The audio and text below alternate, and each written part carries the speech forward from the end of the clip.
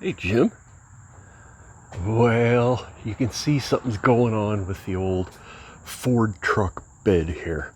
This is kind of a lesson in slippery slope mechanics because I paid $500 for this nasty old 2005 Ford. It's got the much loved 5.4 liter 3 valve. I've done lots of deferred maintenance on this thing, and it's running way better than it. When I got it, it barely ran. It could just barely, it stalled even coming up the driveway. So I've got it running reasonably decently, but it still seems to be starving for fuel under heavy load conditions, and then it throws codes for lean bank 1 and 2. So I changed the fuel filter.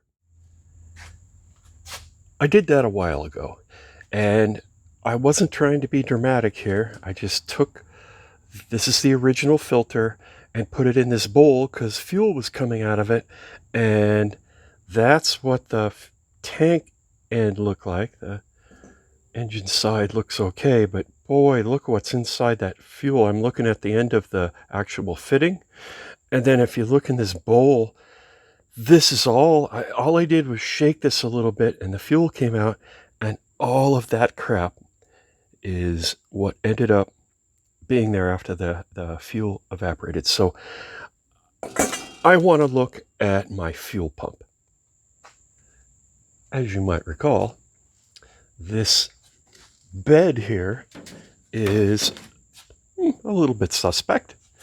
You might have noticed I've removed the taillights, so you might infer what's about to happen here. I need to get to my fuel pump. My fuel pump is underneath the bed here.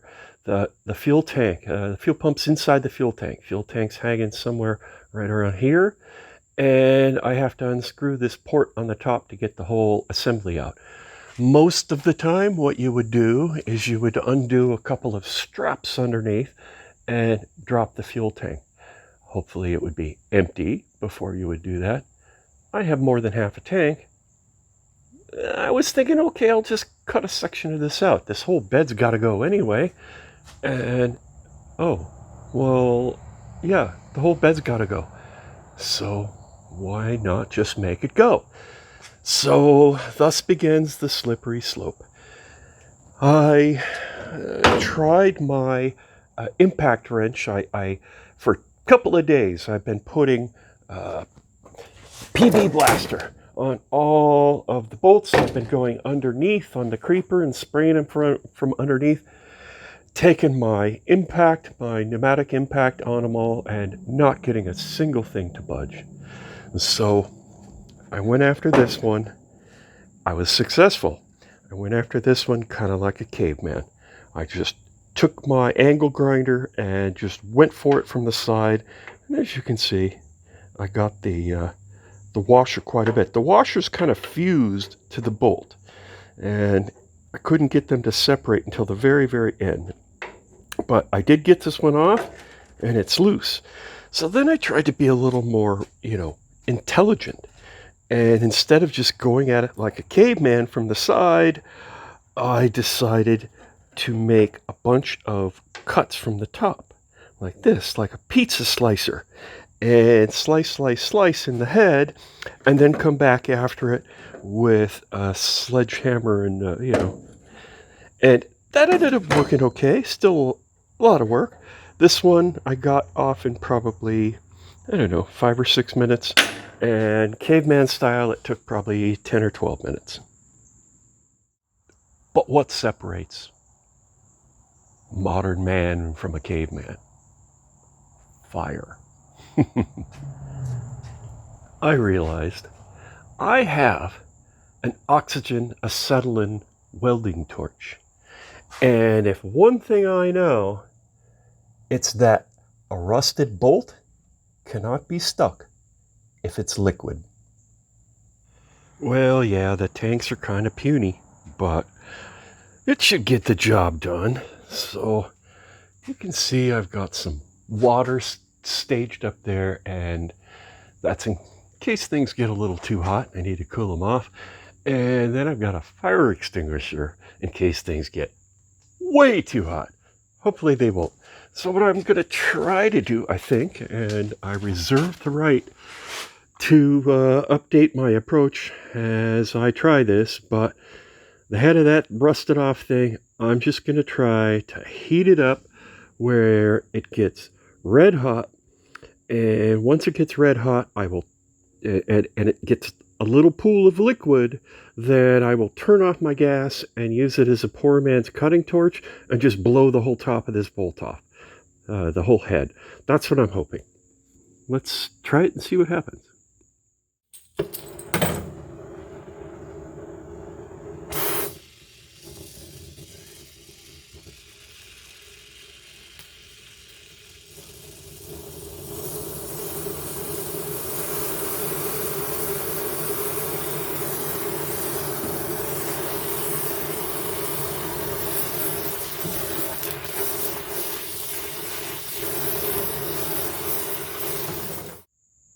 Well, I was getting some smoke from underneath that seemed a little concerning, but now that I've checked it out, seems like it was just old paint burning off. So nothing under there appears to be too close to keep doing this. So back at it.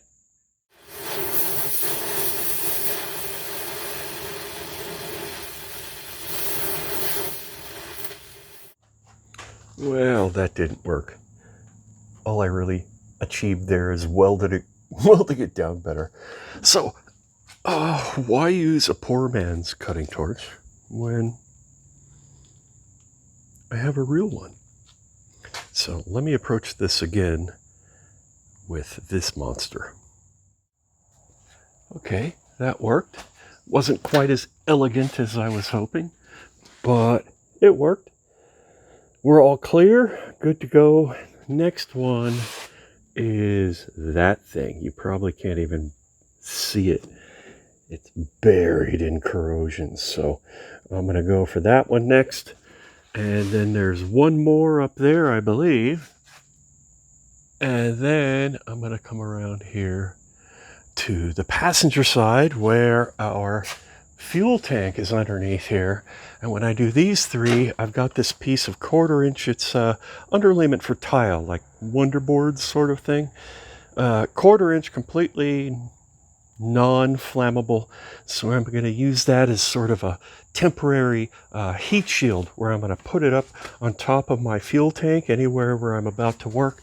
And that way, when I'm fooling around with hot stuff and making sparks, this will not allow my plastic fuel tank to be exposed to anything too dangerous, hopefully.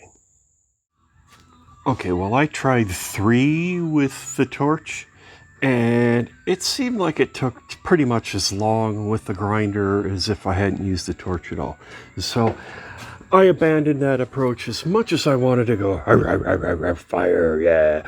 I'm going to abandon all that hocus pocus science fire stuff and go right back to caveman abrasive. So I have decided to go back to grinding my pie slice slots, and now I'm going to bust off each of those pie slices with a sledgehammer and a chisel. All right, so the whole driver's side, my original caveman. Then, yeah, next caveman worked out pretty good. And the next 2, yeah, they look pretty good. All out, everybody's loose. The burned out ones, yeah, they were more fun, but they certainly did take longer.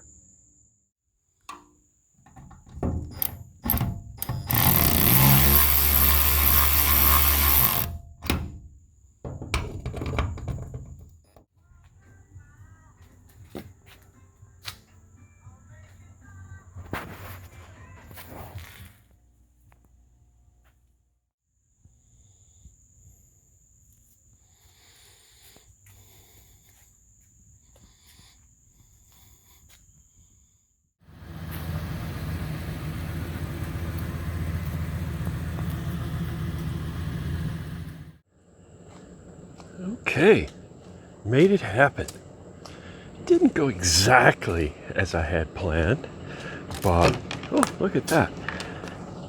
Part of the metal stuck to the, oh, it's still screwed on. Part of the metal is still screwed onto the bed liner. Anyway, there we have it. I was planning on it coming out that way, but it ended up going out that way.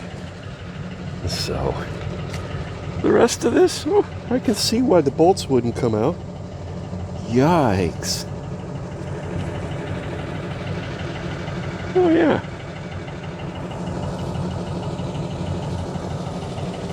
Now that one looks like I should have been able to get it.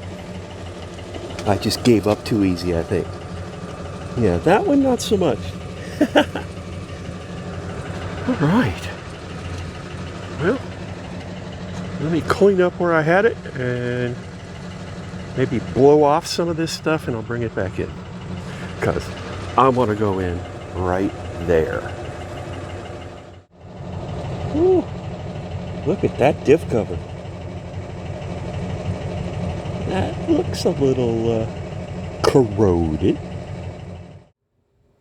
Woo-hoo. A little bit rough when you have your creeper under your vehicle and work on it a bit, and when you pull your creeper out, it looks like this. That's not good.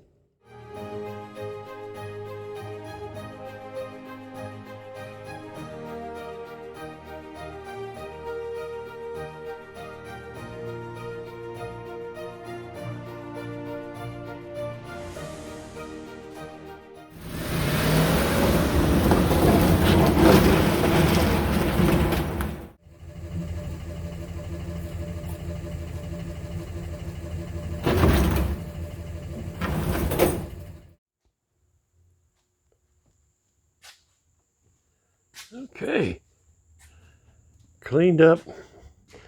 So it looks like if this ring here got these teeth, and it looks like if I rotate the whole thing a little bit like that, counterclockwise, and I assume these teeth here will line up with this opening then, and then we'll be able to pull all this out. I'll disconnect the hoses, pushing a button here, I think, yep, and looks like the same there. I have to see what this is. Oh, it looks like it's some sort of plug.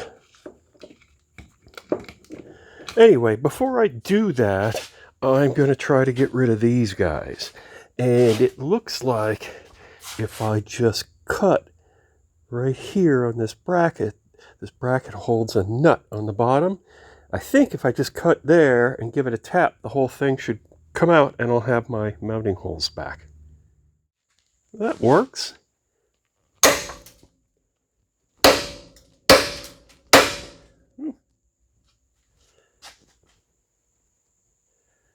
Well, that works pretty good.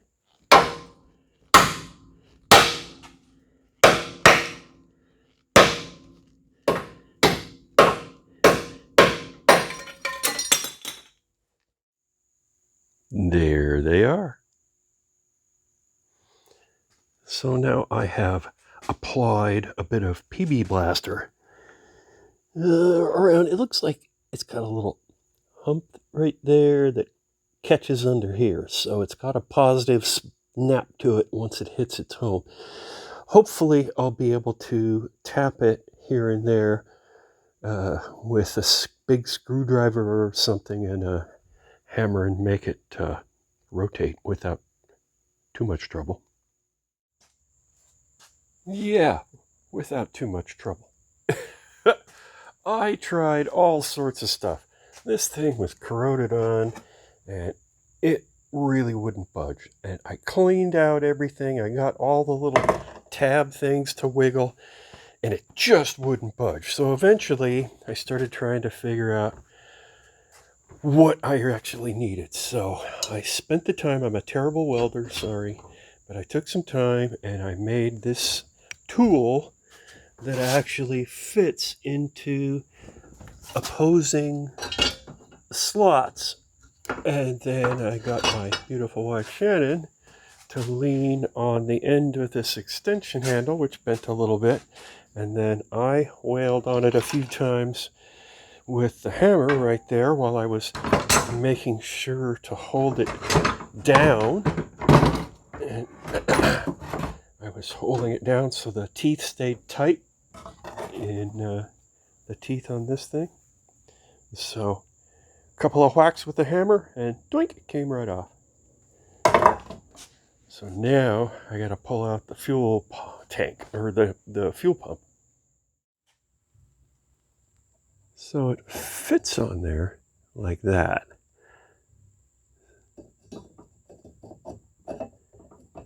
And you're able to get a nice bite on that thing and give it a good twist. I had to take this angle iron and cut a little V and bend it so the teeth would hit the opening here of the gear at the right angle. Okay, onto the pump. This is our old one, and I fished out the other rubber feet that were still in the bottom of the tank. When I went to release this thing, I had to put on a glove because I've got over half a tank of gas still left, and I could not get this to release by pushing like this, so I had to reach down and actually pry it back at the tip here. So on both sides I had to do that. Anyway, it's a little discolored, and you know, other than that, the pickup looks pretty dirty. Not surprising. But in with a new one. I think this was about 80 bucks. Amazon, took 2 days to get here. Okay, we got her all back together. Works good. If I was going to modify this tool at all, because my rebar was bending right here a little bit, I would probably put an extension on here of angle, weld it on here, or just have this one be that much longer, and then tack this down a little bit, and that way I think it would eliminate this bending. It would give me a lot more hardcore leverage, and I wouldn't get the bending here. Okay, so we got her in, started right up, everything's good, took her for a drive, and I noticed that with the bed off, even though it was pretty much self-lightened, I have no traction. I mean, these tires are terrible, yes. I'm not going to get new ones until I can get this thing running decent, but I had no traction. It was crazy. I was doing burnouts everywhere. It didn't run terribly. It ran better than it ever has since I've had it, all of a month or so. But it did immediately, within a couple of miles, it threw lean bank 1, lean bank 2 codes once again. So that means I'm going to be going for the spark plugs and the coils up next. That'll have to be another video. That was kind of fun. Thanks for watching.